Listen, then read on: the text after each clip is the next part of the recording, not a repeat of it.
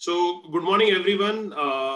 I'm very happy to have with us a stalwart from VNIT Alumni Association and VNIT community, Shashikant Chowdhury, sir, who's a 1983 batch pass out. In fact, he was an engineer even before I was born. Like so, so a real doyen, if I may use that word, from our community.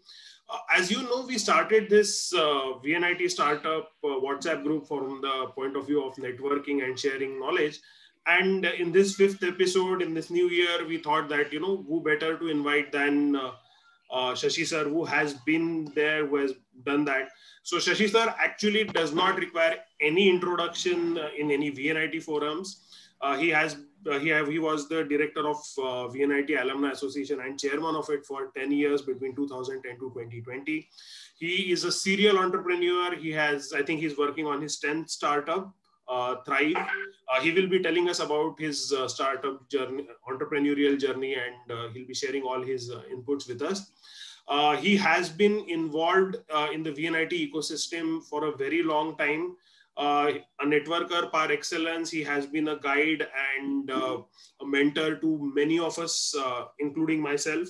So it is a real honor and privilege for me and this entire group to have you here, sir. So first of all, sir, welcome to this fifth episode of VNIT Startup Talks. And thank you. Learning a lot from you over the next hour and a half or so. So, sir, I wanted to start that, can you tell us about your entrepreneurial journey? I mean, now you are a serial entrepreneur, so we know that the entrepreneurial kida, if I use that word, must have been there. But how exactly you started off, and can you please tell us a little bit more about your journey? Yeah, thank you, Karthik. First, let me congratulate you for creating this wonderful group of entrepreneurs from VNIT. I could see a lot of interactions happening already on the WhatsApp group. And it's a great opportunity to connect our VNITians. So thank you again. Must be, you asked about the entrepreneurial journey per se. Must be some defect in the genes because nobody from my family, my grandfather, father, and nobody was in the business. I was the first one to get into. I don't know what's the reason, but I started my entrepreneurial journey in 1980 when I was in second year of engineering college at VNIT itself. So that was, it's been now 40 years, close to. So it's been a journey of a number of those time it was companies. Now it's in the newer this thing they are called startups. Some went far, some went too far, some abruptly closed. So all those things that could happen in a typical entrepreneurial journey that happened to me itself. So I started in the second year, and that was more of an business of the photography. I was official photographer of VNIT, and we used to cover functions of VNIT.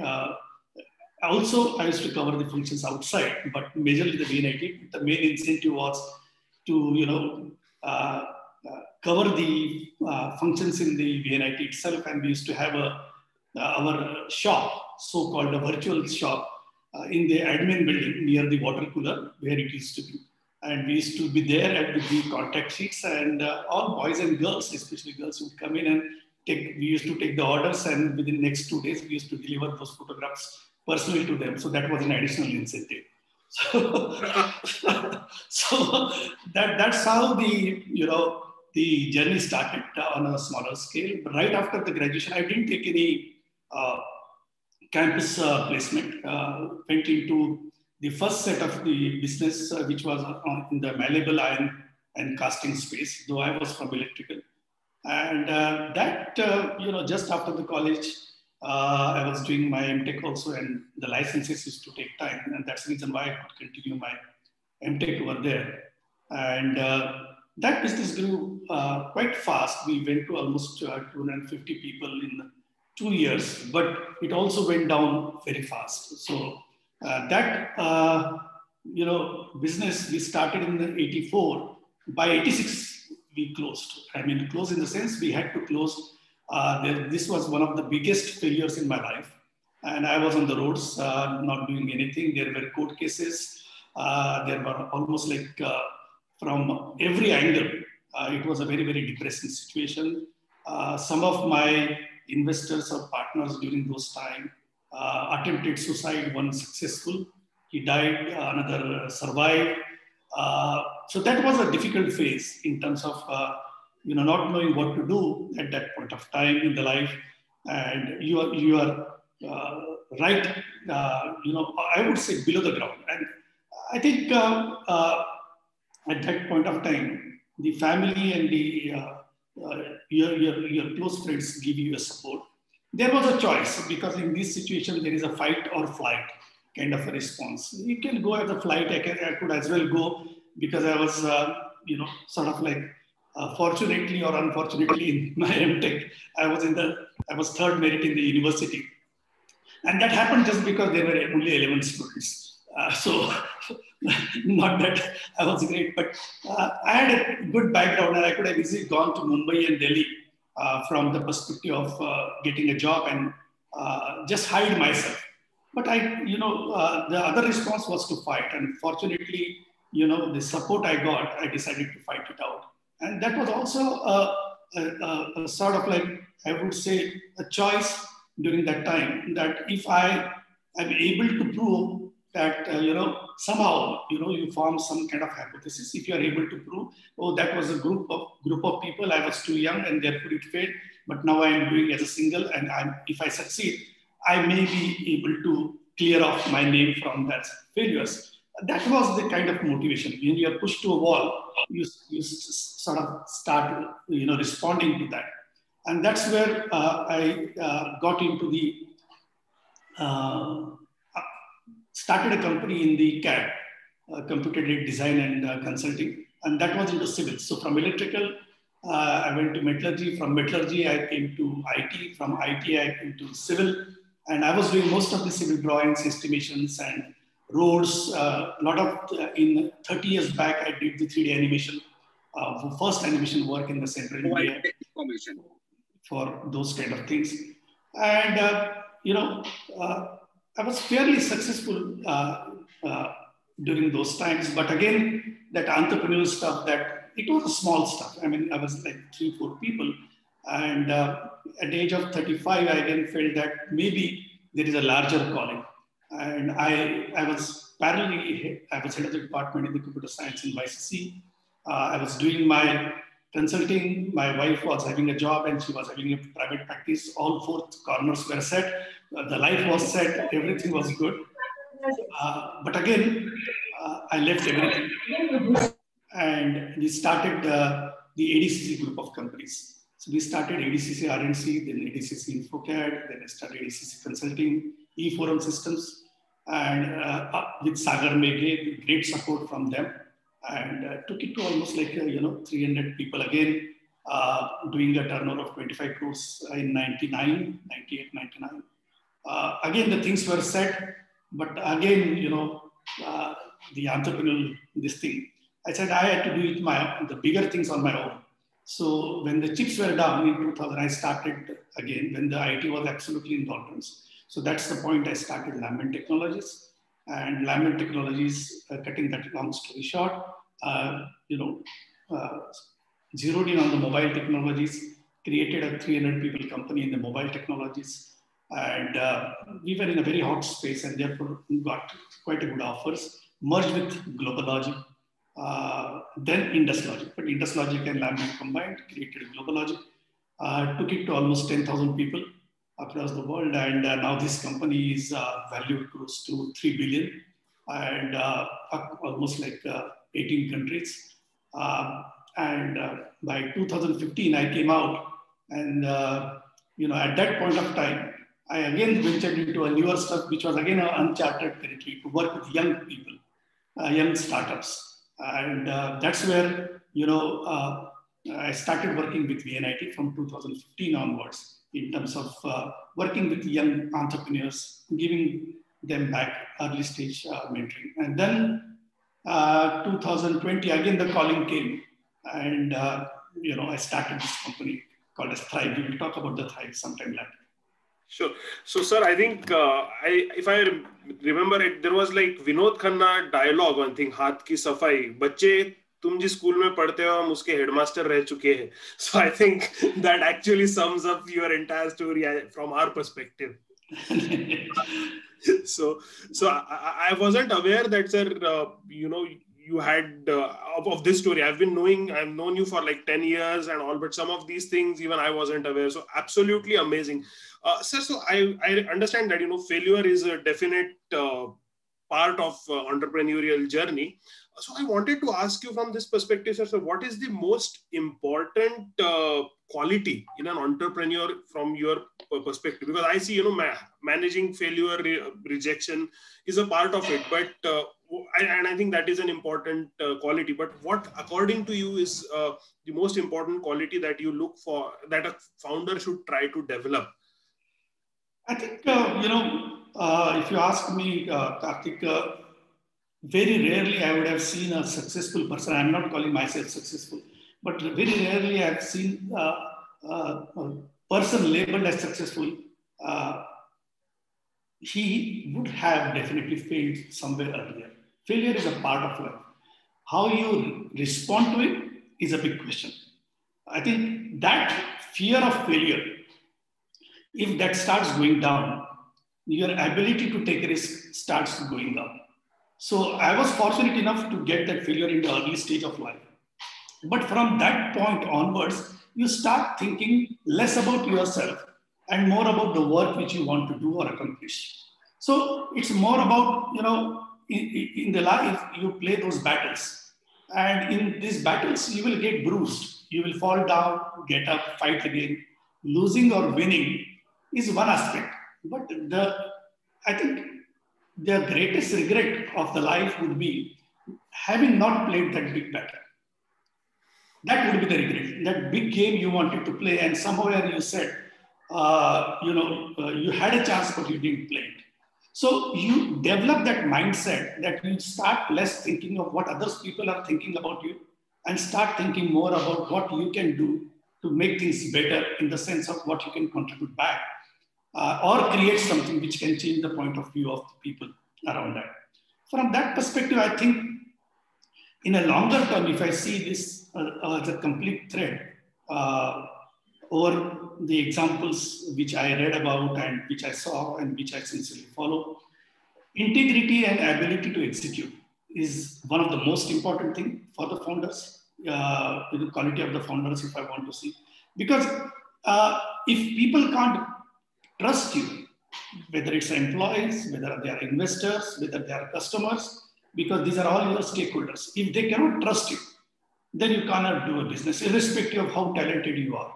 You cannot, just cannot. So I think the integrity is the most important thing, and that has to be built over the period in terms of you have to support your actions. Or whatever you talk about, you have to support it by actions. And the moment people see the consistency over the period of time in terms of what you are trying to communicate and what you are actually doing, if there is a consistency and people test you over the time, I think that's one of the important. Second is your ability to execute on the given charter, because some people might be good in some domains or some sectors. One of the qualities which I can see is for the founders, is he really passionate about, or is he charismatic about in terms of hiring great people? Because alone he cannot do it. So he has to have an ability to hire better people, or the people with the complementary skill sets in his team. Can he hire fast? At the same time, does he have an absolute clarity in terms of if the sum of the person is not performing, can he fire fast?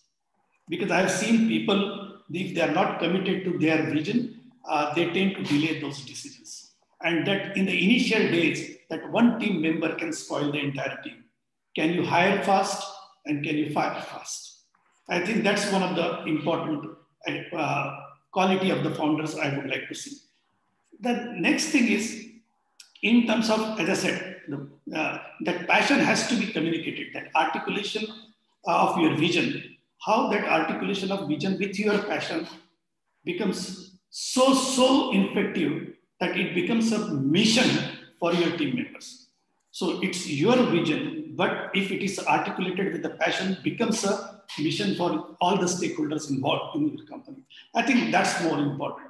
Those are some of those things from a founder perspective are going to be so important. Right.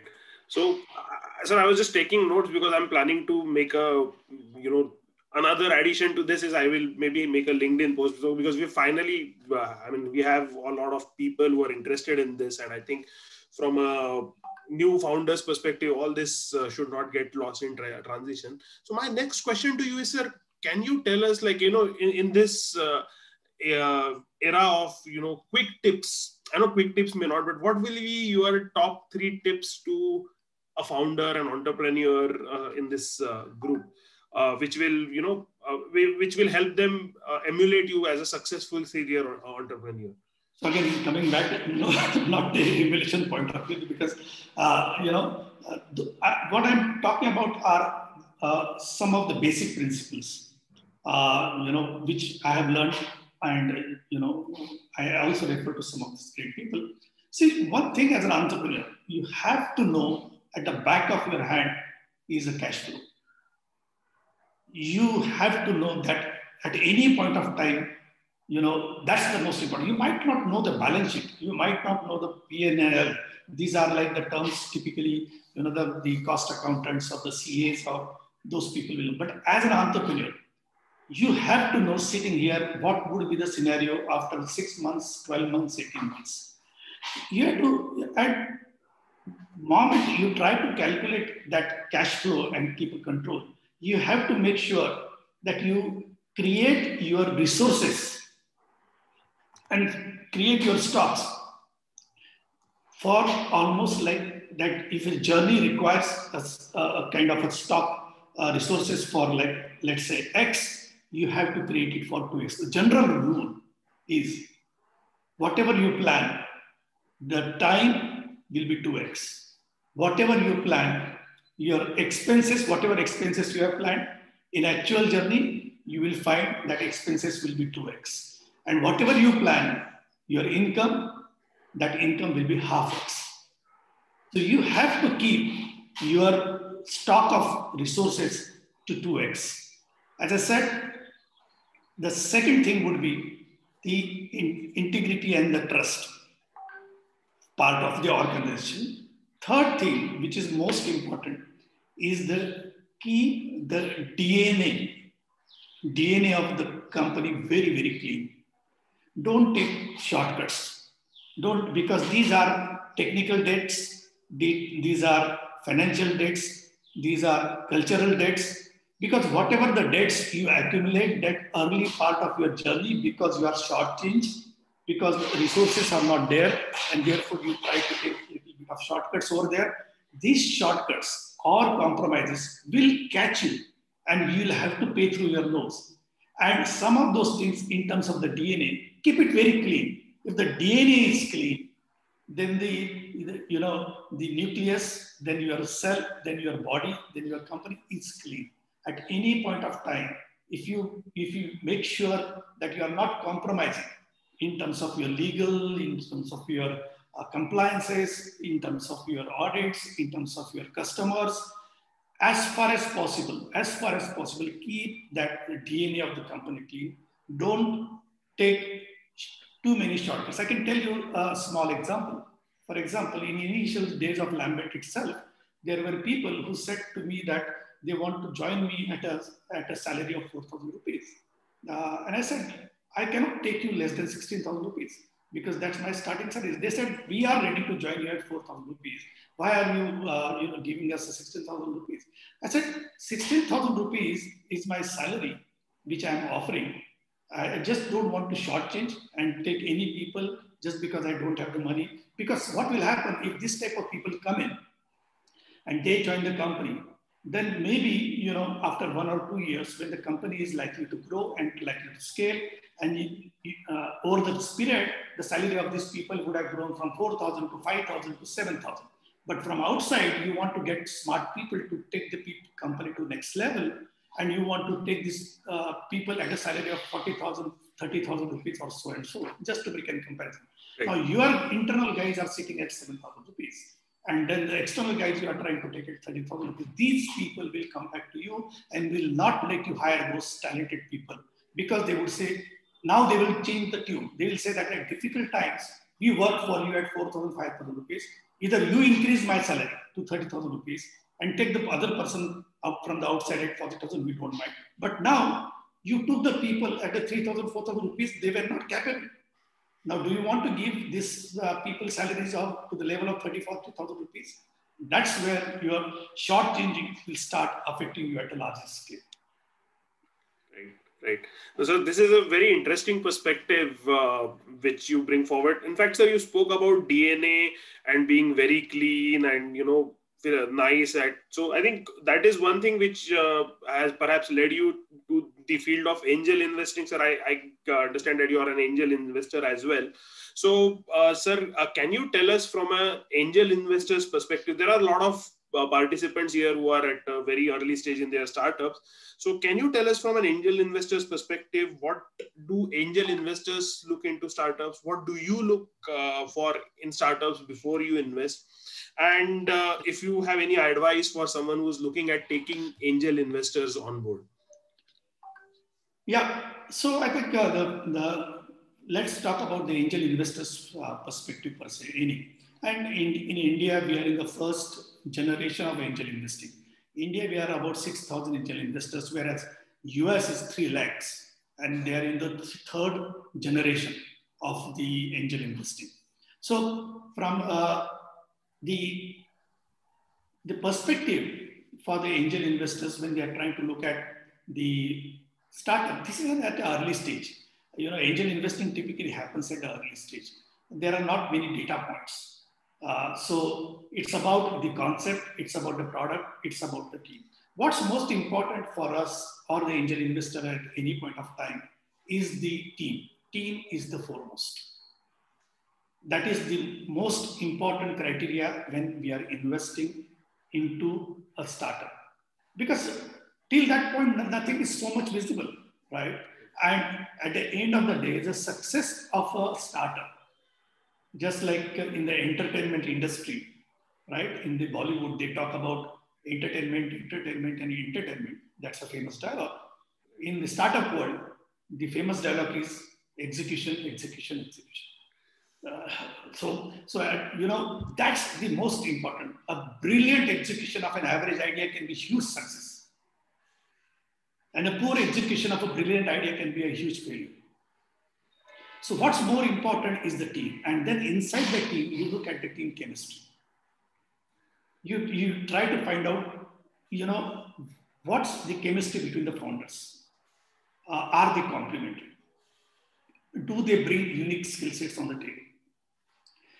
Most important thing is, do they have shared value system? Do they share the same goals about what their startup is going to achieve? Because I can tell you, the startups, one founder, there might be 3 founders, and one founder might say, I'm here just to I want to become rich. Second might say, I want to become famous. I don't care about being rich. Third might say, I want to build a great product. I'm not here to become rich. But now these 3 people have a different value system of looking towards their startup. And what's going to happen if they don't have a shared value system?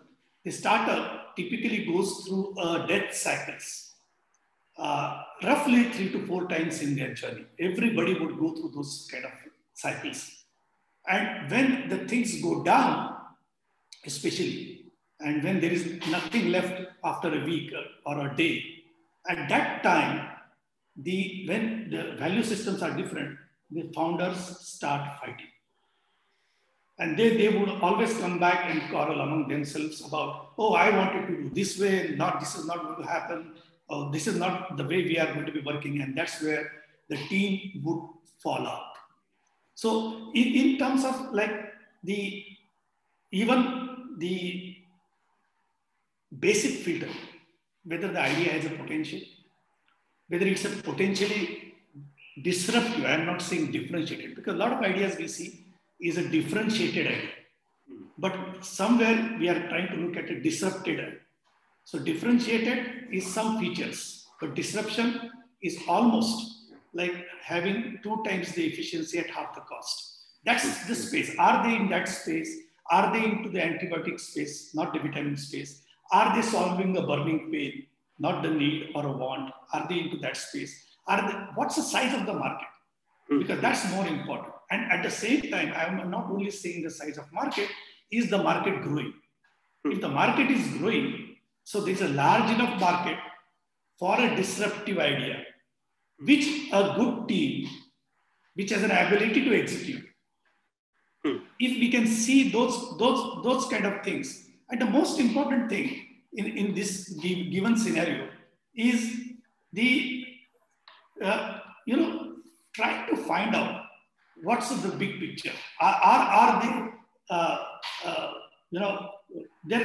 are they able to articulate the big picture, and what is the big story here, and what is your unique story? So understanding of a bigger story in terms of the business, because with this product or with this idea, you are going to do a business. What's the big story over here? And in that big story, what is your unique story? What is your secret sauce? What is your unfair advantage? What is unique structuring you have done? What is your unique business model? How can you make it more competitive and sustainable? Do you have a unique distribution channel? What is the unique? See, because I can tell you, because what we talked about execution. For a given idea, I can guarantee you there will be at least 40 to 50 players, companies trying the same idea or a similar idea. So what will differentiate you is a unique play which you create. And that unique play is going to decide whether you are going to create a winner or you are going to be an average player in that.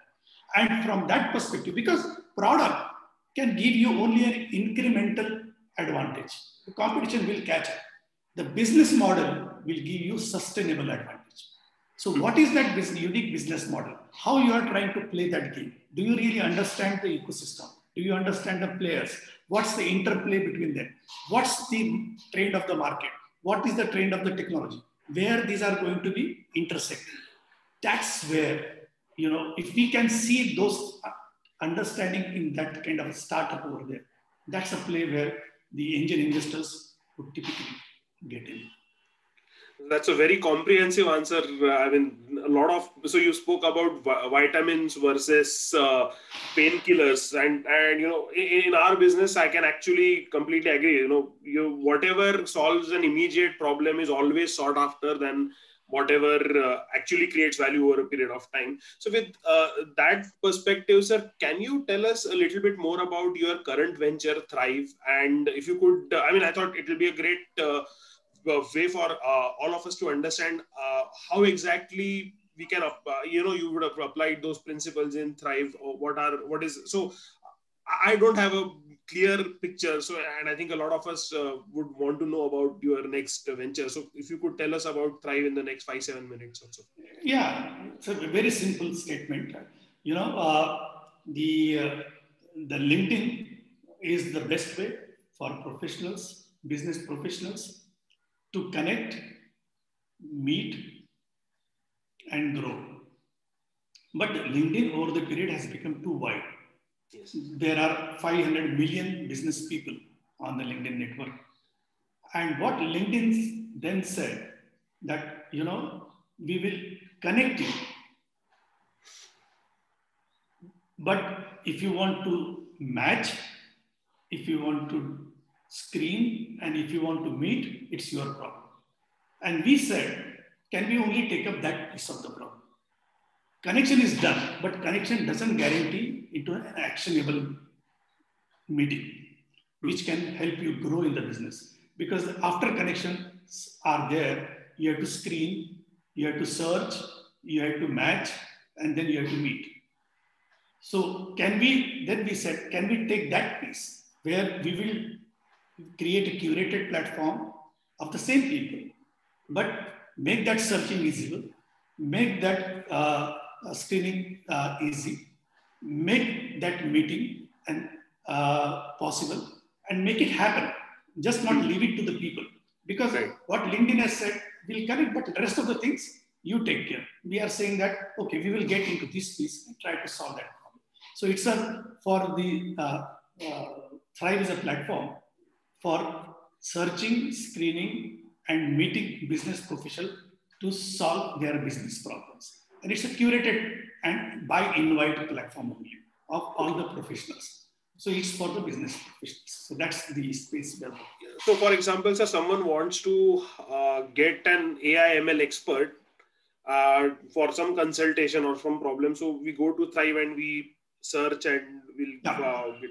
So typically for any business professional, if you want to do a partnership, or if you want to raise funds, or if you want to hire a consultant, or if you want to take an advice, or if you want to raise funds, you come to these people and you put a specific request. So it's only request only platform.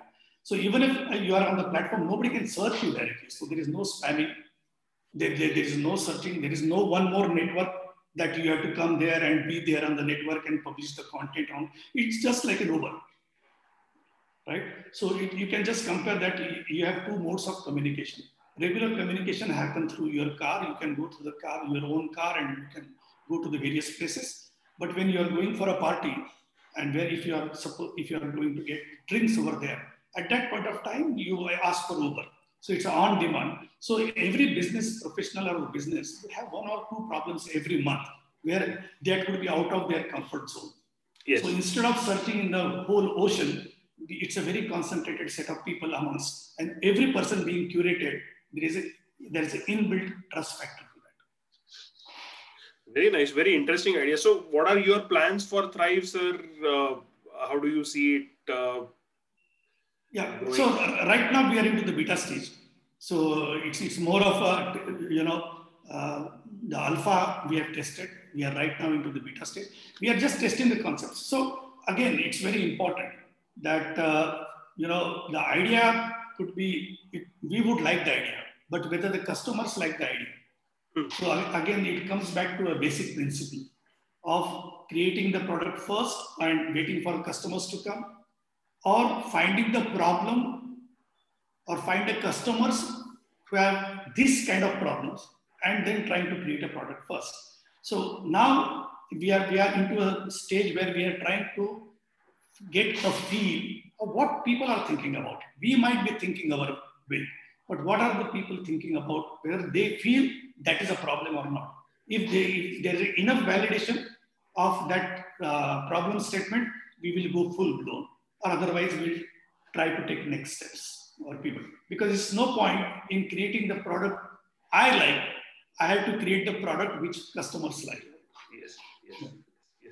Interesting. So, sir, I think we spoke about your journey. We spoke about, the tips and tricks. And also, I would, before opening up for the audiences, I want to ask some questions about the ecosystem, the VNIT startup ecosystem. Sir, if I might use the word, you are the poster boy of VNIT startup groups. You have been on the ground for a while. So can you tell us a little bit about your experience on the ground, trying to encourage startup founders, being an angel investor? So what do you think has worked? Where do you think, we can improve? So any ideas, any thoughts on that? So my idea was, when I exited out of GlobalLogic at 2015, that point of view, I was always passionate about working with the young people. And I said, I have to work on this ecosystem, especially the college ecosystem, young entrepreneurial ecosystem, for 10 years. So I created a work plan for myself. That is a 10-year plan. So 2015, I entered. And 2025 would be a time where, that journey of 10 years. And any such kind of activity, even the alumni activity itself was a 10-year plan. I entered at 2010, and, my last chairman, I was like 2020. Because it takes that much of time. the first 3 years is a search kind of thing. The next 3 years is basically you start, assembling the things and the things start working.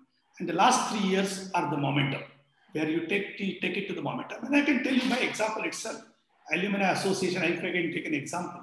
In the first 6 years, we collected funds of 2 crores. But in the last 6 months, we collected the funds of 3 crores. So 6 years and 6 months.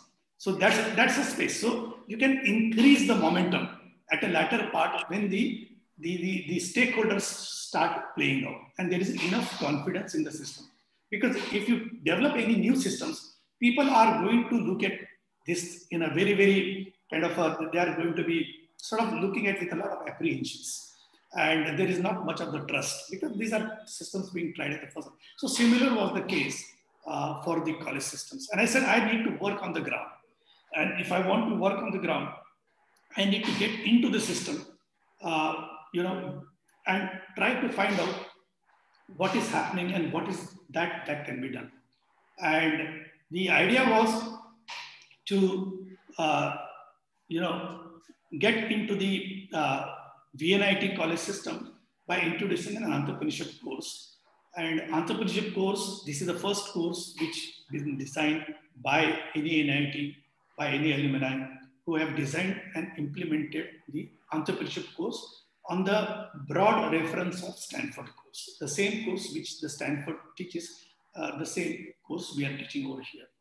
The idea was to get that entrepreneurial mindset, not exactly the entrepreneurs, because these students can become entrepreneurs right at the college, inside the college, after the college, or after 5 years. But can you create an entrepreneurial mindset? The way of looking at any situation. So with that, we started out with this course. And the idea was, if I'm able to watch these young students very closely for 6 months, it will give me an idea as to what is happening. What are their problems? How they are approaching this situation. And if I really find some great students, why not to help these students right in the college stage? Why to wait for them? Because we have already seen those students for 6 months now. So with that, we started. But I would tell you that it takes little time to find out what works. So I started with the 4th year first. Then we started with 4th year and 3rd year first. Then we started with 3rd year and 2nd year. And there, because each cycle is a 1 year cycle, unfortunately. Because you do the inputs and you only wait for next year to come in. There were a lot of learnings that came in. And with those kind of learnings, now I could say that I found a little bit of a ground where the things, and the things that could work is, the problem was to identify those interested students right at the early stage in the college. Now, if you identify them at the 3rd year, you put them into the course, you excite them, but they immediately, in the next 6 months, they all are, sort of like their local ecosystem starts playing out. So your CAT, your GMAT, your entrance examinations, your placements, your internships, and what was your dream jobs and your pay package, that's an immediate success criteria. And people tend to get into those kind of things. And therefore, then again came the question, where do we start?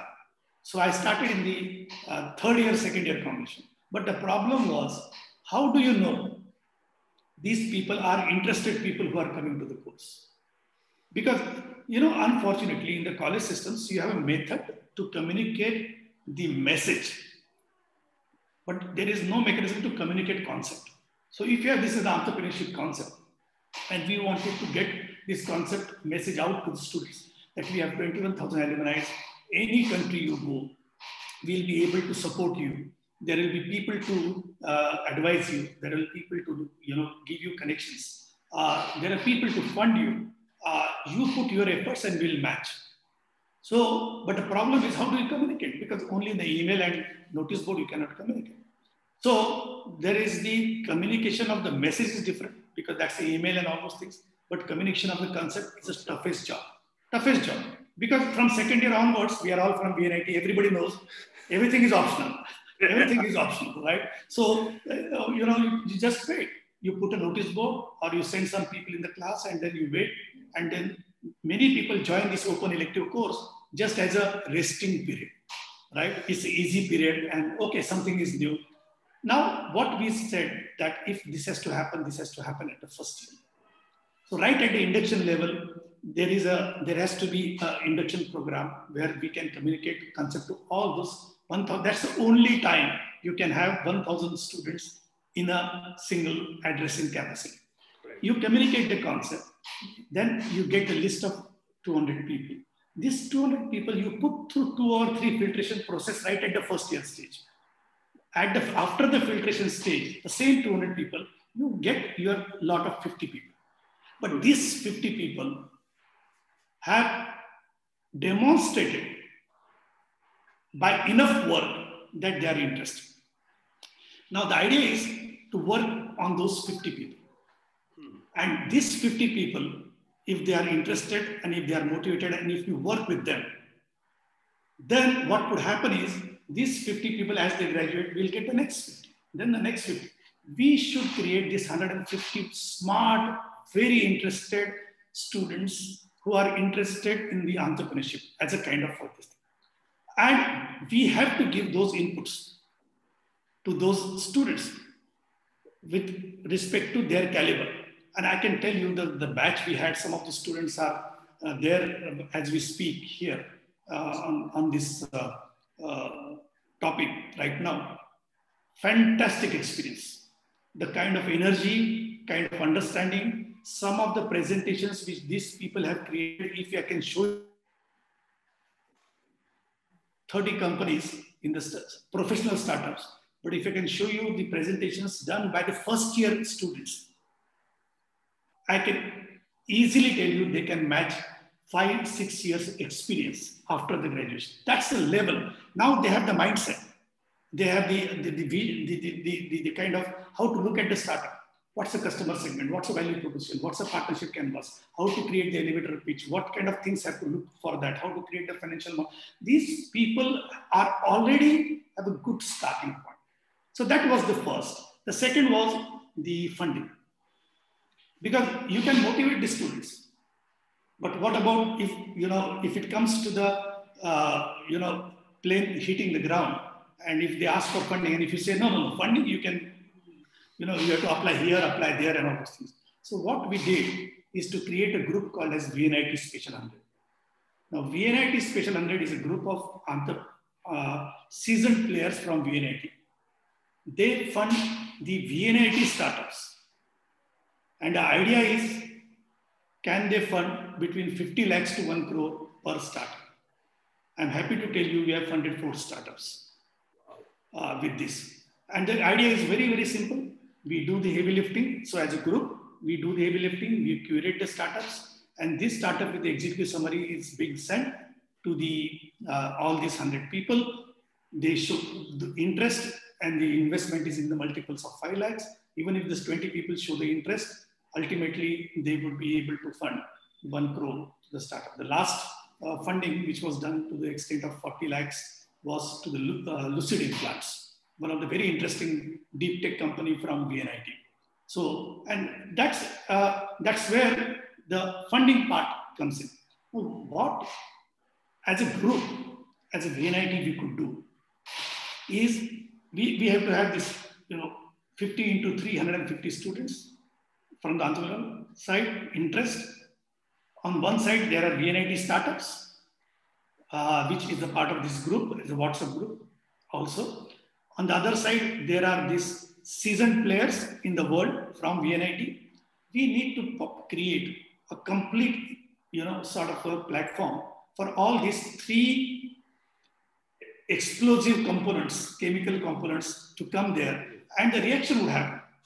So for example, if we are talking about 125 people, we have easily more than 100 startups in the VNIT. Yes. If this one bright student can be sort of mentored for 3 years. So for example, at the end of the second year, I have one 50 students, and one student is attached to one startup founder for 3 years. He is like his guardian. Any problem he can solve.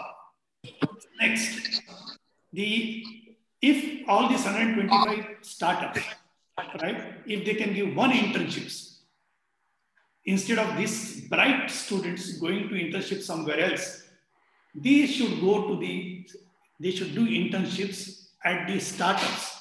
Not only the startups will get good people to work for, but these young students will get tremendous experience in terms of working with the live startups. You know, in terms of these, we could start a VNIT podcast. So VNIT startups can start a VNIT podcast series in terms of educating these particular students.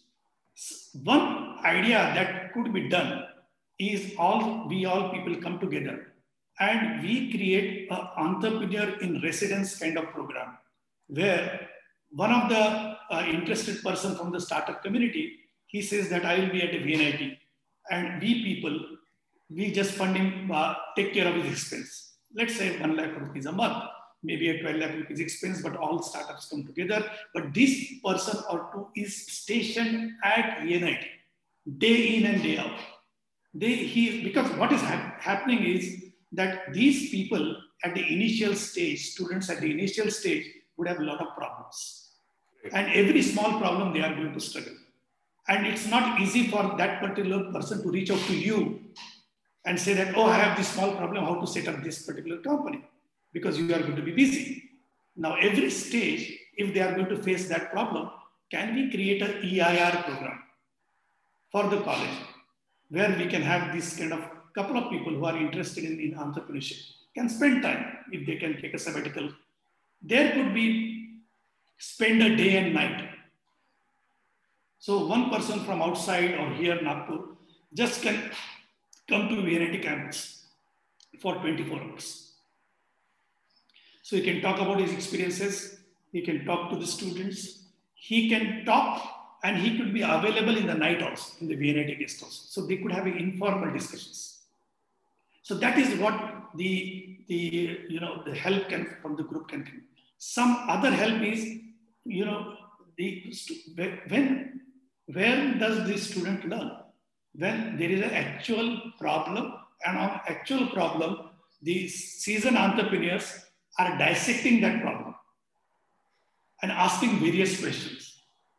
And from that, the students are able to learn because that's their problem. These senior people are dissecting that, and they get to understand the various aspects where to look at. So can we create those teams where they can really, one startup starts presenting, there are all students sitting over there, and the seasoned entrepreneurs from VNIT start in dissecting that. And through that dissection process, it's just like, if you want to draw very parallel lines, it's just like doing a dissection of the patient in the medical college.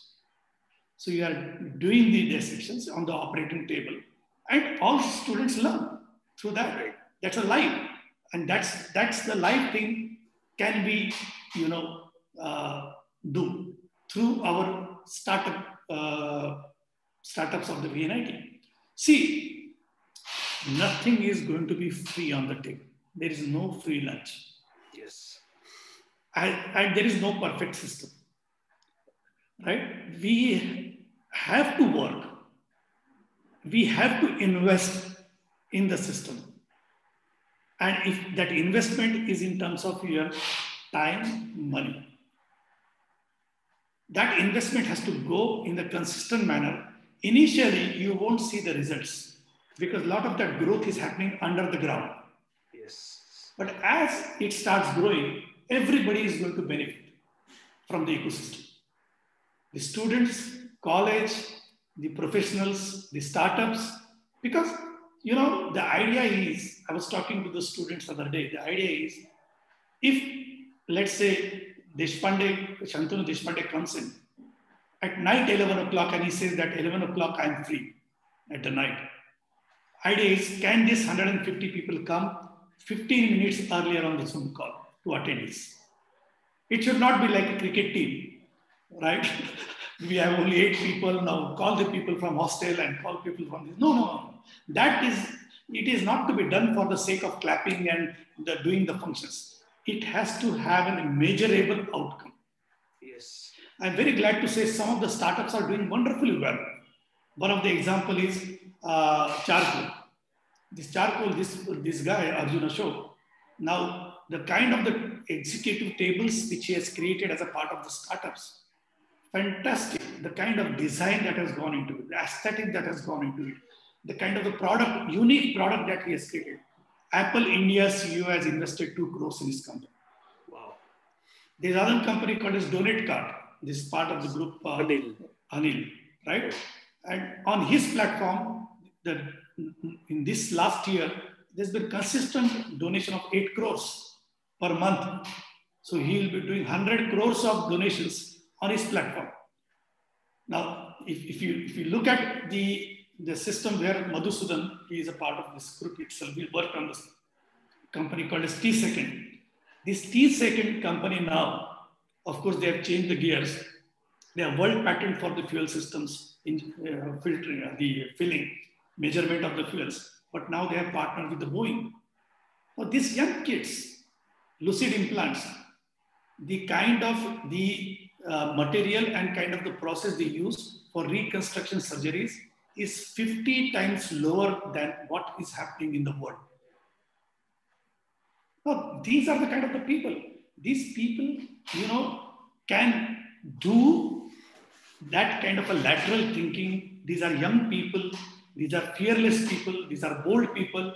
We just need to identify and just give them a ground to blossom. And just, do that kind of a basic kind of a ground keeping. They have more potential than us. Yes. So I think absolutely interesting. So in fact, I will go and I will guarantee, because you spoke about execution.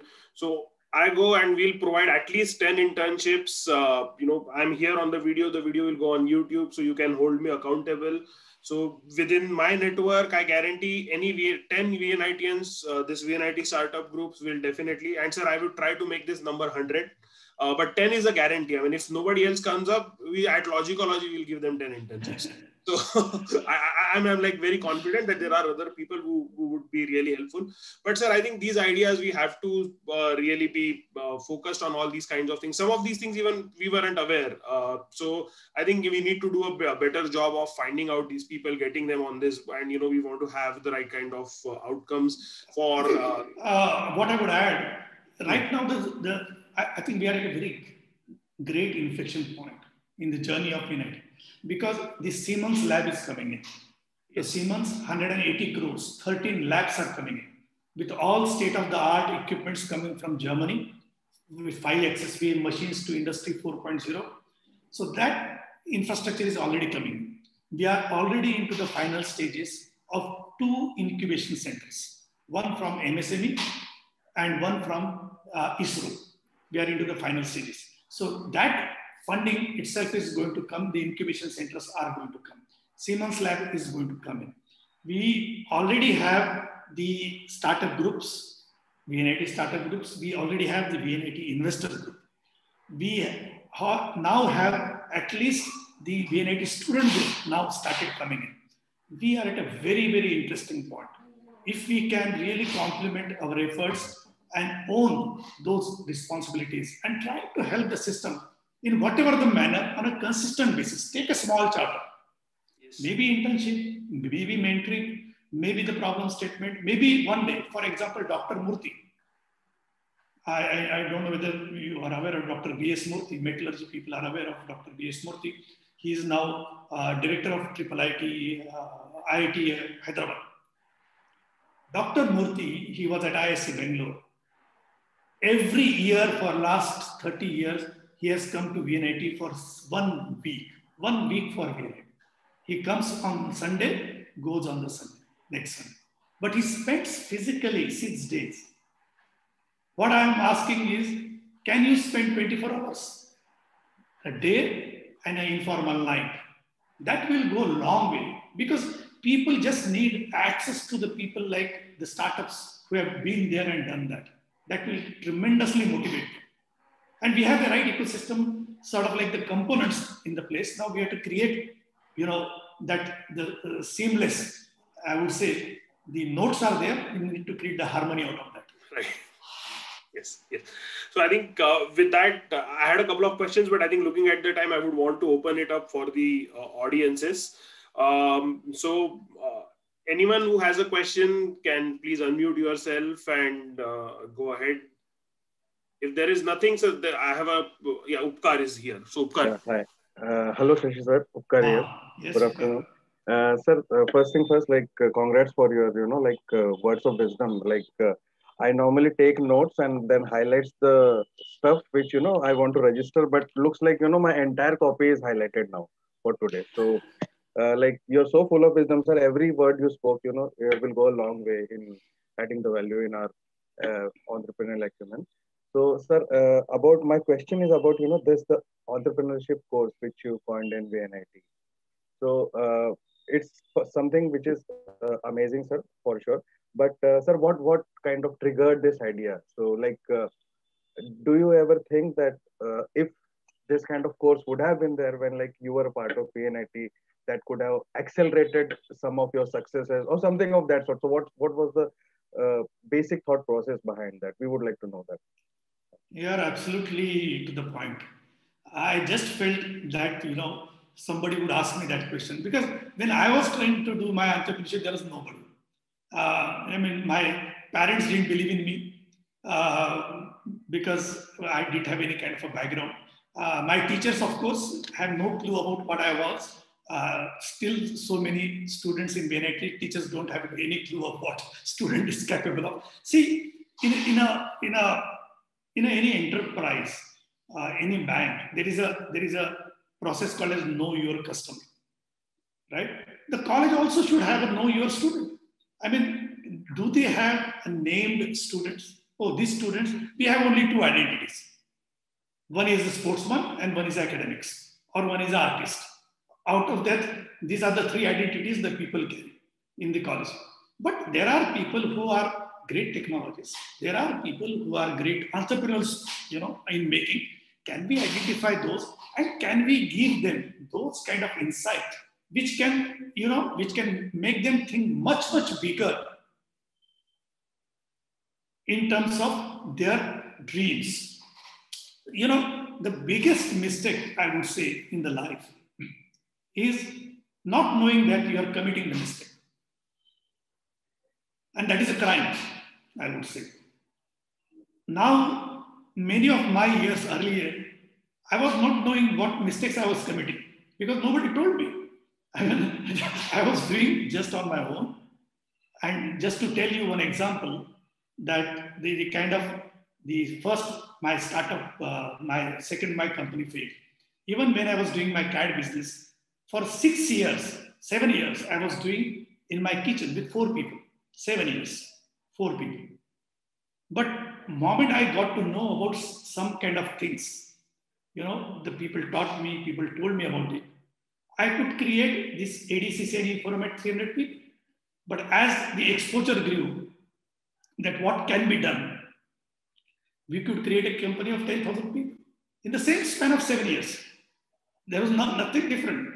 The 7 years were same. But in the 7 years, I could grow it to only 4 people first. In the next 7 years, I could grow it to 300 people. In the next 10 years, I was able to grow it to 10,000 people. So it was exposure. It was and kind of the way of looking at the problem. It was, telling me those things where not to shortchange, how you can take it to the next level, why dreaming small is a crime. All those things, nobody told me at that point of time. So at least I felt that, we people, as I said, we all people, if we can give those kind of inputs right at the early stage, right, then it can go long way. It can go long way. I could have easily saved, in a way, I could have easily saved my 20 years out of 40 years. So 50% of life That is a difference that can make. So thanks for that answer, sir. I have a question from Mr. Saibal Sain, sir, who is 1981 batch. Yeah. So over to you, Saibal, sir. Thank you. Thank you. Hi, Shashikant. Hi. Nice to meet you. Yeah. That was a wonderful talk. It was really inspiring. So, of course, we know each other, and I'll chat with you some more a little bit later. But I was listening with a lot of interest on your suggestion that people should come to VNIT and spend, time on the ground. I think it would be great if you can give some examples of what sort of problems are these people able to solve for the entrepreneurs, like just some examples. Yeah. So, typically what happens in the course, Saibal, is that right after the 2 weeks or 3 weeks, they are divided into the groups, and these people work on actual problem and try to solve that problem in terms of, it's like a startup they're trying to do at that stage.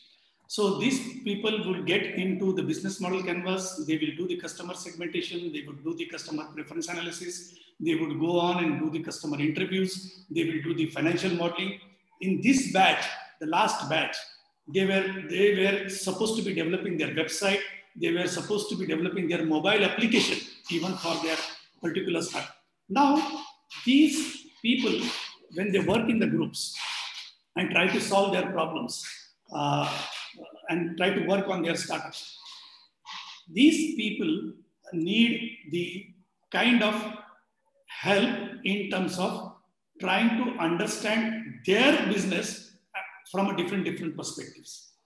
Sometimes they are not fully aware of those kind of situations they would likely to get into, or they try to overlook, or they don't understand those kind of issues with respect to their own startups. So, and they have enough questions on their startups, enough questions. And it's not physically possible for everybody of us to solve, because today they will have one question, tomorrow they will have 10 different questions. So every day they will have different questions. As I see Rajat Patni, his hand is raised.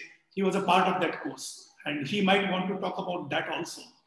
So I would ask Rajat to talk about the course, because there are people, I didn't know Rajat was going to be part of this discussion, but he could talk on that. But Saibal, you could, potentially, the entrepreneurs would come and work with these students and give them insights about their own journey in terms of the entrepreneurship journey, and in terms of their startups which they are working. They might be the problems which might be sometimes very great problem, but sometimes there are some very, very interesting problems. These startups are very interesting problems, and they are very lateral. For example, the problem which this Arjun Ashok was trying to solve was very different. And he said that there are enough brands of the furniture. He wanted to start with the furniture on a kind of a lower end, kind of a office furniture kind of space. And for all the higher end, there are all those brands which are German and Italian brand. There is nothing in between. And he said, why not I create a very aesthetic, very powerful, very sort of like such a kind of IoT based. So if you can see his product, it has all IoT embedded into it. It is all personalized. And now, because of the IoT which is embedded, you can talk to tables, the table can go up and down. He knows what is your gait. He knows how much time you have set. He knows at what time you should get up. He is now trying to take this particular product to the health segment, where he has got the trial orders from IBM and HP, where they can tell their employees that, guys, 1 hour, now you have to get up and you have to come back, and it will do all those analysis in terms of the health parameters, not only the ergonomics, but the health. These people are lateral. These people think very, very differently. The kind of the person which I'm talking about, for example, the person who created this flow meter, he has got a world patent for that. But now he's working on a product, and he has created a company out of US and partnered with Boeing for a high speed and high volume data transfer, petabytes, into one memory brick. So petabytes of the data can be transferred at almost like 5 times the speed than what the flash can do. Come on, imagine these guys were 27, 28, and these guys are thinking about this kind of problem statements. I am not saying everybody is thinking about these latent problems, but what I'm trying to encourage the students also, they even if they start the second year, right? They try to solve the problem, but they understand how to do the business. Then they will take up the next problem. Even if they fail, that's not a problem, but they can give it a try for 1 or 2 problems, or maybe take one problem for 3 years. But in their entrepreneurial journey, how can we add value? That's where I'm coming in. No, thank you. Thanks. Very well explained. Thanks. Karthik, you are on mute. Sorry. Hey, Rajat, why don't you ask your question? Rajat is the next. Yes. Okay. Good morning, sir.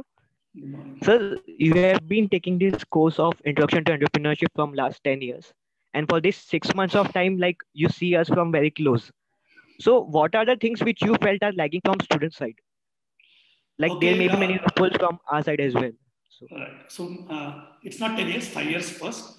Maybe, Rajat, you can talk about this course for 2 minutes, then I'll try to talk about what is expected more. So that people get to know first time and to talk freely, whatever comes to your mind. Okay. So I would like to tell about the complete journey first of all. So before this pandemic, we had 2 sessions by the sir in department only, where many people came there, and there was it was like an induction for 2 days. So those who are interested, at that time we came to know about what entrepreneurship is, some of the frameworks like Scamper and all. Out of that, some people were shortlisted for the course, and which began in this lockdown.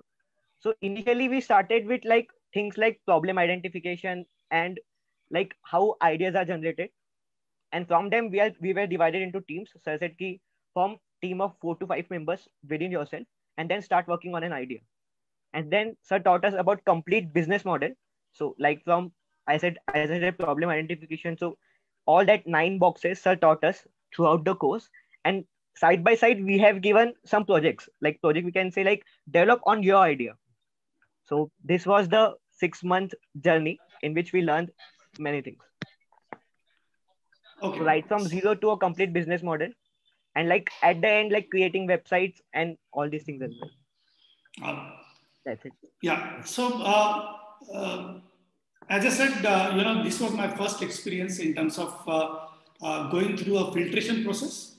So from a filtration process, right at the first year, taking that course, I would say this was the most satisfying experience for me in the last 5 years in terms of the actual involvement of the students, the energy of students, how committed they were. I mean, there are always those plus and minuses that would happen, but we were, mind you, almost 90% of this course we did online because everybody was sitting at their homes. The teams were also distributed.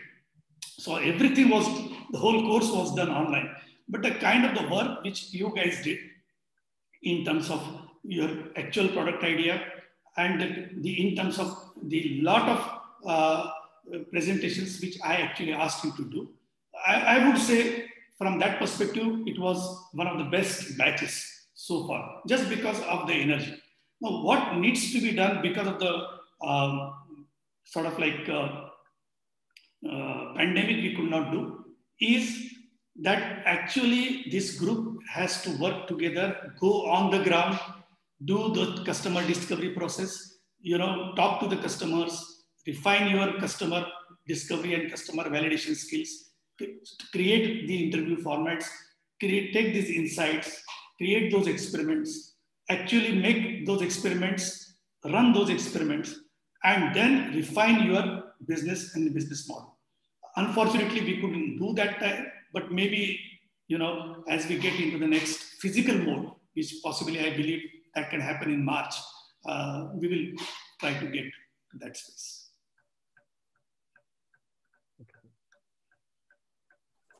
And any improvements to two students you wanted to say, like we lagged at some places?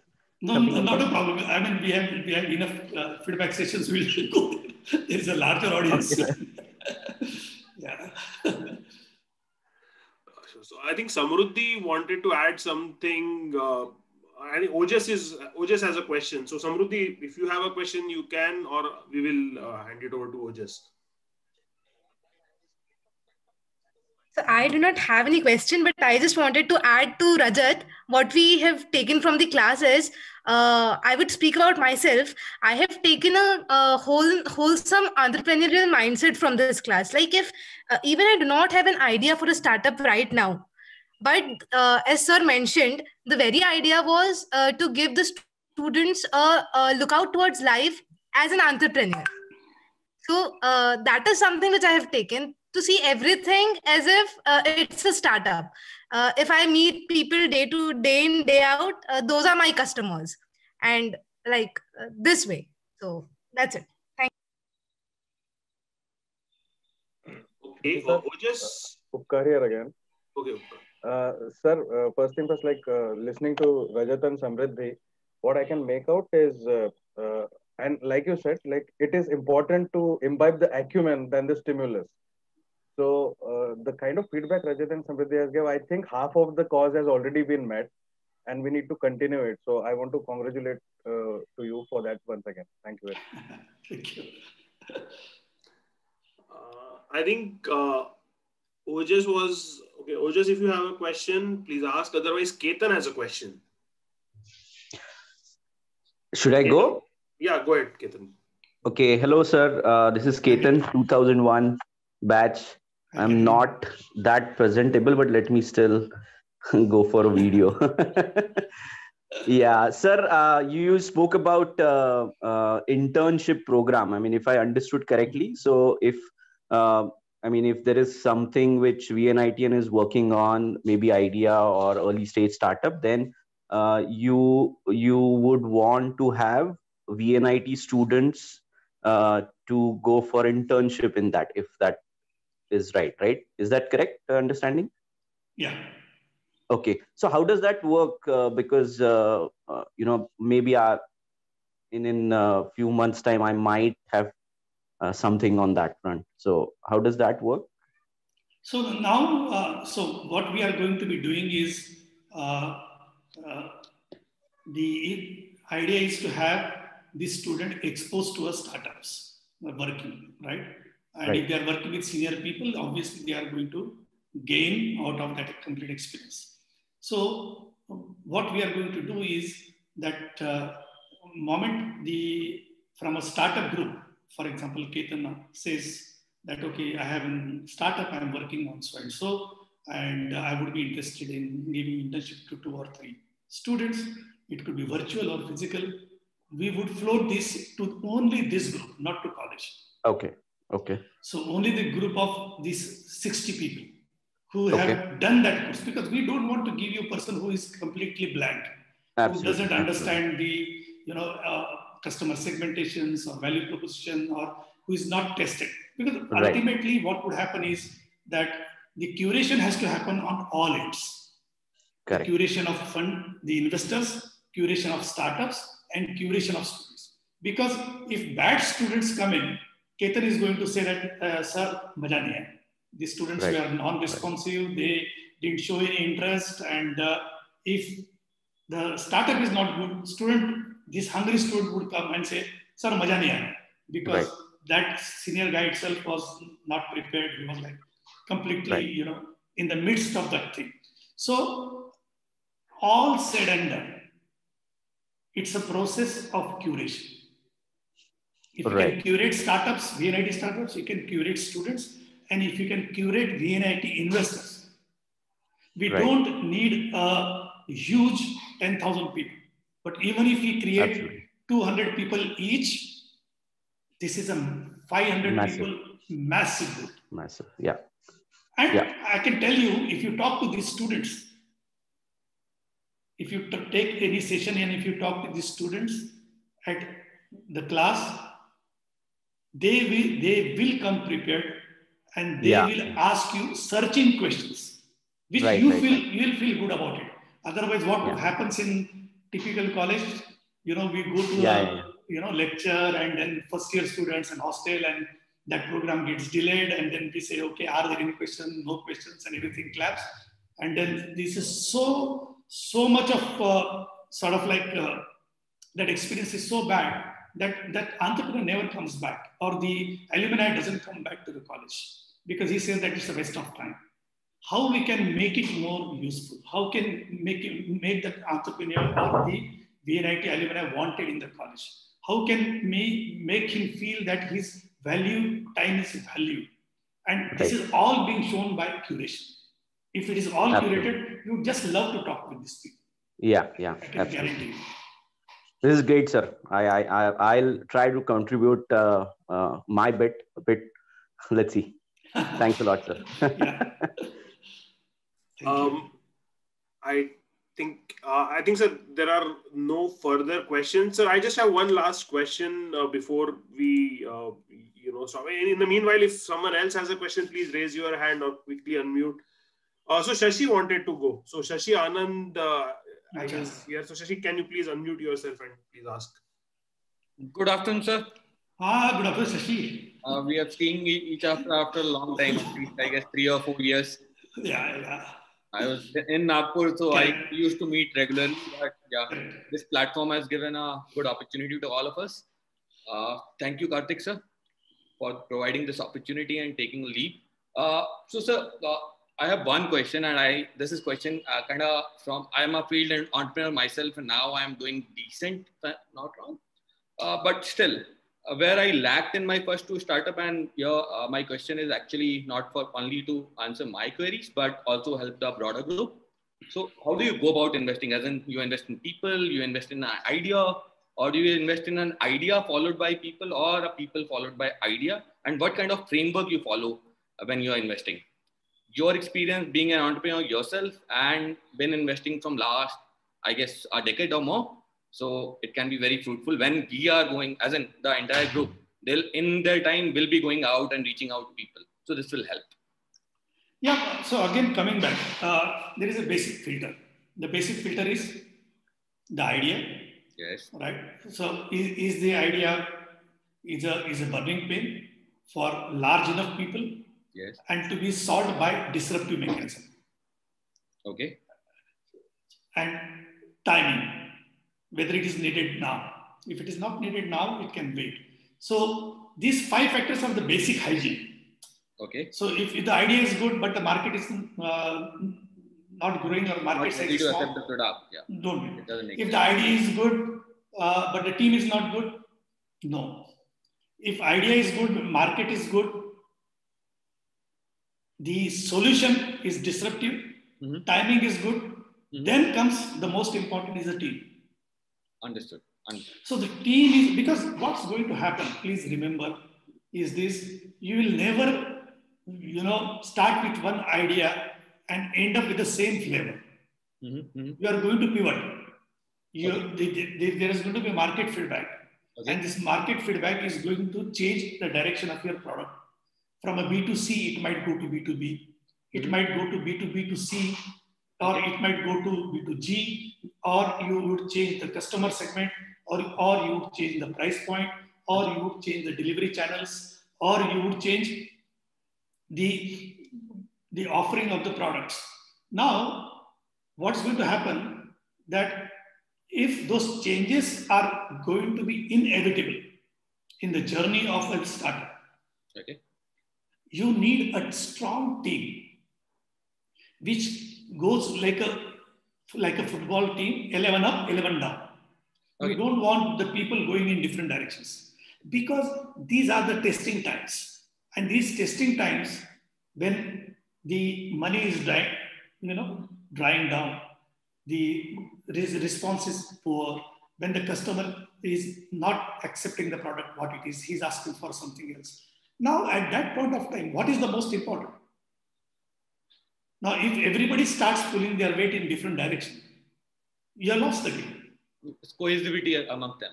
Correct. So that's the most important thing in terms of the investment, that earlier stage.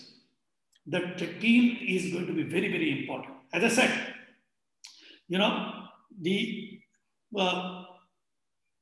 in terms of the team not moving fast enough, because the startup has to work at the speed of light, right? That is what they say in the. So if you are only working in a different directions, this will not allow you to respond to the changing requirements of the market fast, and that will spoil the game.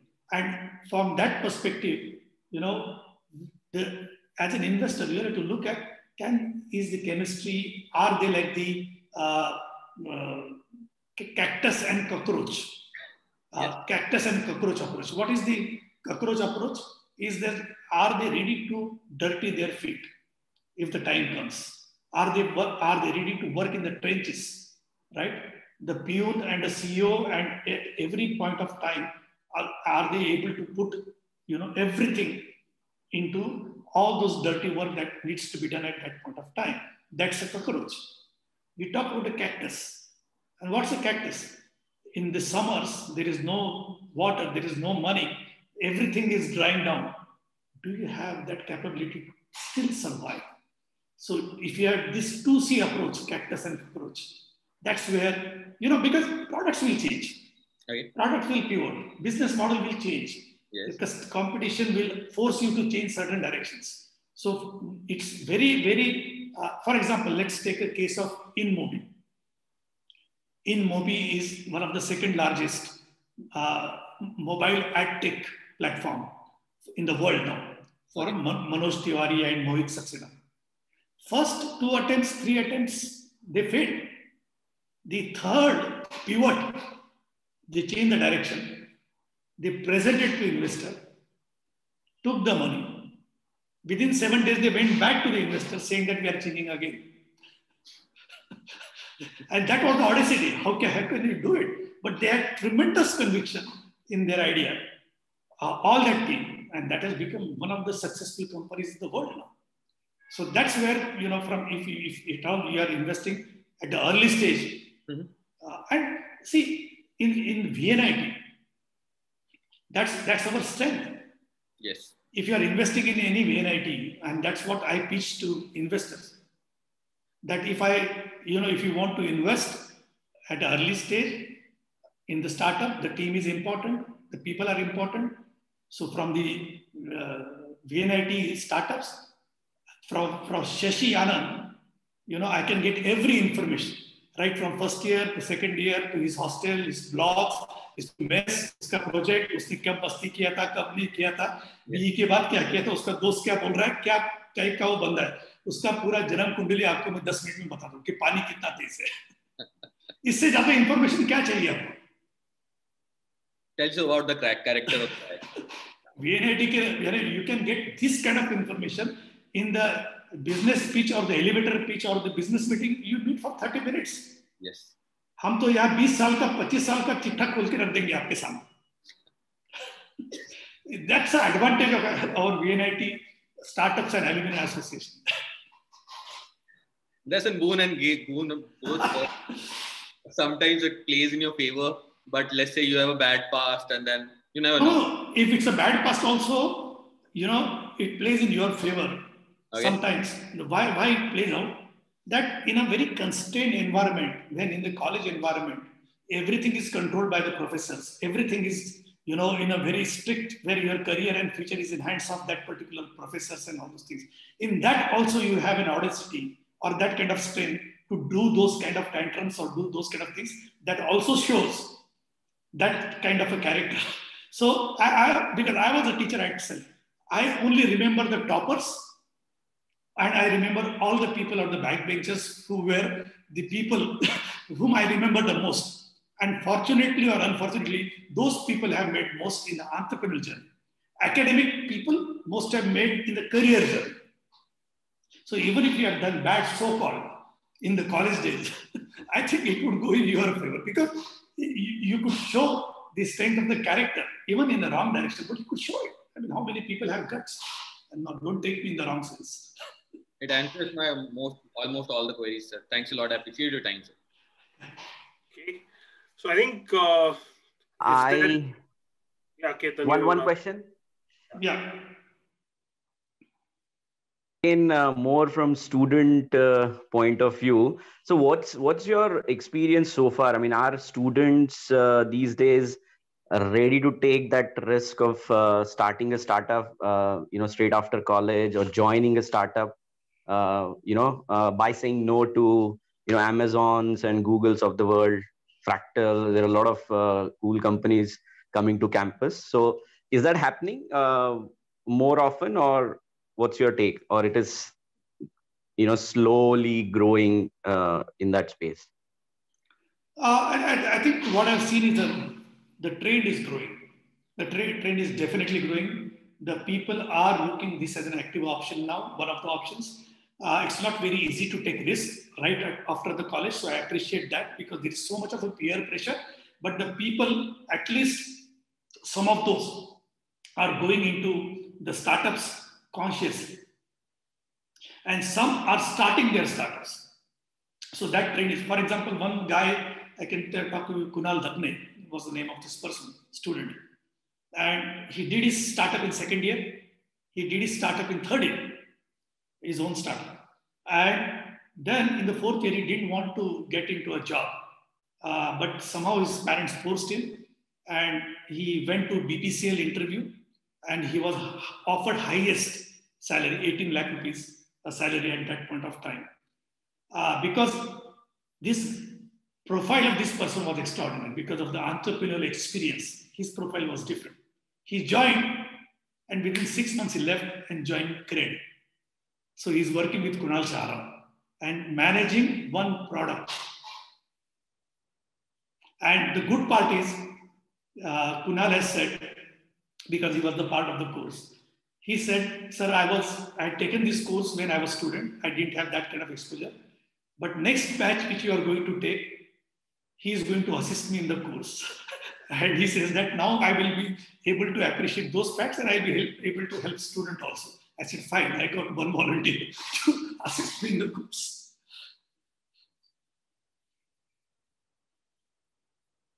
Objective achieved of starting that course. Yeah. Great. Thank you, sir. Yeah.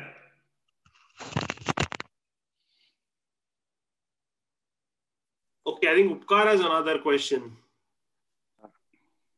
Hello, sir.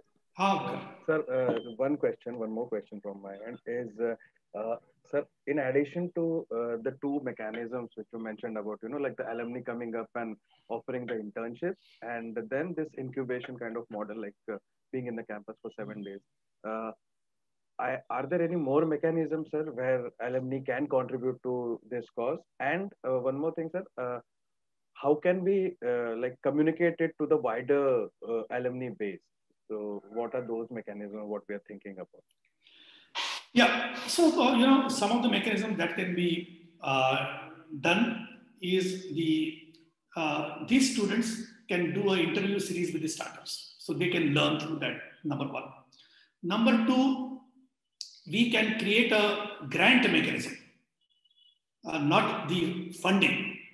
So grant mechanism could be small grants, 25,000 rupees, 30,000 rupees, 50,000 rupees, kind of a grants. So any promising concept which we see, we can just say that, okay, if these guys are good enough, we just give them the grants, no questions asked. I also did it. So for the students, no questions asked. I said, there is no formality, nothing of that kind. Here is my 1 lakh of rupees, here is my 3 lakh of rupees. So I have funded those kind of grants. So the grants can come in. The third is some of those problem statements that can be given to the startups. Because, for example, let's say you have a platform company, okay? And you have a platform company, and because you are trying to solve a problem for a particular set of customers, but you feel, yes, this particular other customer segment also can get benefited, and platform is already there. So technology is already prepared. There is also the customers for one segment. Maybe an additional offering can come in for the same customer segment, or for new customer segment, a new offering. But let's say a new offering can be tried. but you don't have bandwidth. Now what you can say, there is already a market which I have created. Already a technology platform I have already created. I will give access to the APIs and train you. Can you create this particular product? And I can give access to all those 1,000 customers directly. So instead of they working on small problems, sometimes they work on small problems because of their own exposure. Whatever is the current exposure, those exposure dictates what type of problems you want to solve. In their campus, they will always, many times they would come with the cycle renting, the books renting, the second-hand material, the communication, asynchronous and synchronous communications among the students, the groups, the events, career-oriented, all those kind of things they would try to solve. I mean, general. But these people are capable of solving bigger problems. And if the students are rightly identified at the second year stage, maybe they can work on that particular problem statement for 2 years, 3 years, who knows?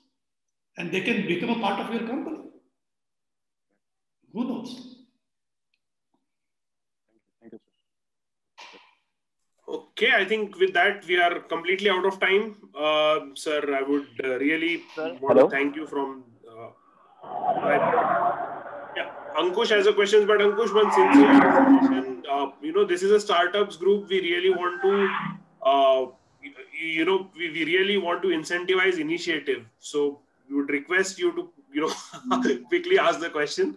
And then, Ankush. Yeah, sure, sir. Good afternoon, sir. Good afternoon, Ankush. Hello. Sir, अभी recently तो online lectures वगैरह चल रहे हैं. So if we want to work on our idea, we want to go with our idea. So अभी थोड़ा सा physical है because we can manage the time and all these things. Like we can go on our site and do the lectures वगैरह. But sir जब physically class होती है, तो classes attend करना, labs attend करना, and then go work on our idea. It's really tough.